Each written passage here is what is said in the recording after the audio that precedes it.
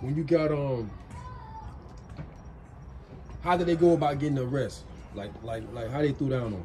Okay, they on the day of the robbery, we met at the regular location where we had been at, and well, we had been meeting at, and dude ran up to the car and he was like,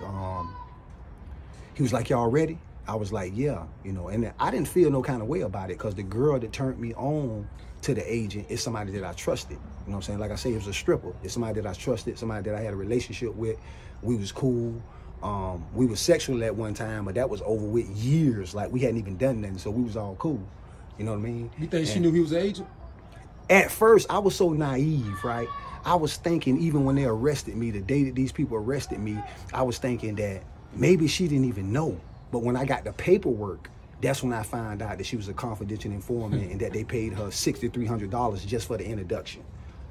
You know what I mean? So I was blowed, man. Like I was in my mind, and all that should be illegal though, cause they coercing her to formulate a drug deal that don't really exist. Yeah, I mean the whole thing was illegal. Everything was illegal about it, from the arrest to the indictment and everything. Cause like I say, y'all manufactured a crime that didn't exist.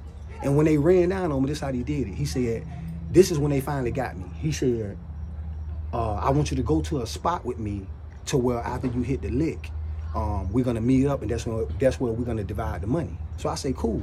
So we ride up Hillsborough, go right there to 56 in Hillsborough, and it's a mini storage right there.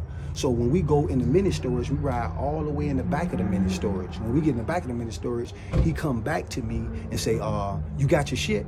So when he say that, that's when I noticed like something ain't right. Like why he keep asking me that? At that point, I heard a loud boom. And when I heard the boom, all the mini storages just came up out of nowhere, and they like threw a bomb, smoke everywhere. They ran up to us with AK-47s, bust the car windows out, snatched us out the car, handcuffed us, and told us what was going on, man. Okay, so once they arrested you, you still really didn't know you didn't know who it was? At that point, I was still naive as the girl. Because I was thinking, she turned me on to this dude and maybe she didn't know he was fucked up. That's how much trust I had in her. Like, there's no way she knew he was fucked up. The only way, you know what I'm saying, once again, that I found out dude was fucked up, that he was actually an ATF agent, was when I got my paperwork and I went to reading through it. And in the paperwork, they ain't gonna have her name or nothing like that. They just had a number, and the number explained that she introduced me to the dude. So that's the only person that introduced me to the dude. So that's how I knew it was her. Right. So when they arrested you that day, they took you straight to the courthouse? They took me straight to the courthouse. Like everybody was waiting on you when you got there? Yes. Like you was the last man, person at the party? Listen, man. How they do you? Listen, man. When them folk pulled up the mini storages, and it seemed like a helicopter just came out of nowhere. I don't even know where the helicopter was, and just started hovering over us. You had the sheriff department was there, you had the DEA was there, and you had the ATF. And the first thing thinking in my mind was little old me.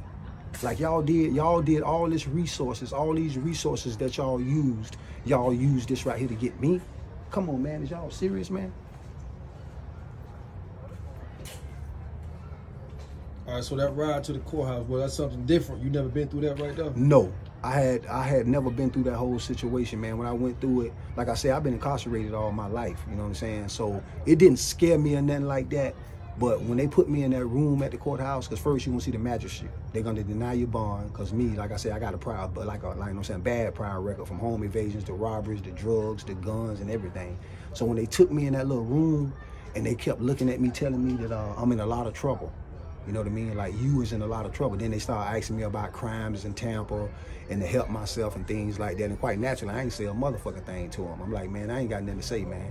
You know, and they just kept pushing it and pushing it and pushing it. Hey, man, you know you facing a life sentence, man. With your record, you ain't gonna never in your life get out of prison. If you can tell us about crimes that's happening in Tampa, there's no crimes we can solve and this and that and blah, blah, blah. And basically, I just told them, fuck them.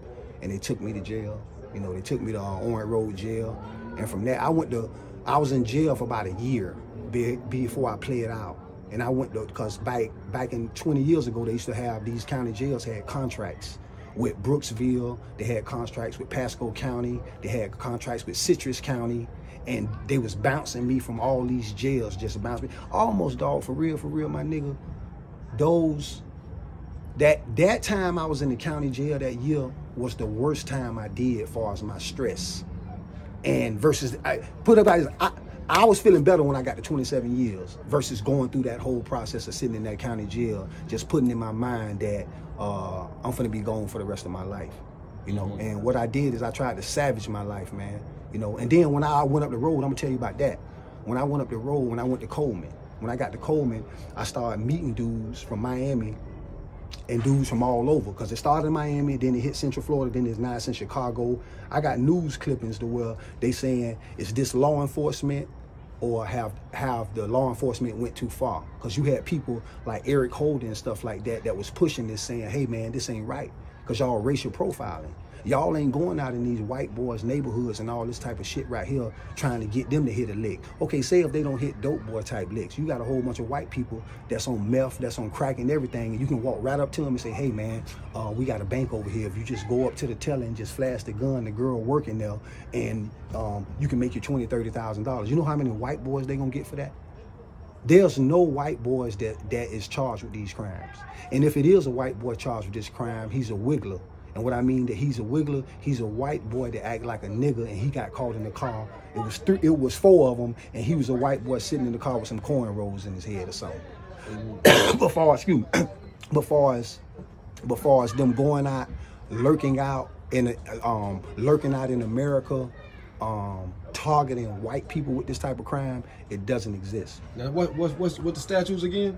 The statute is a 924C.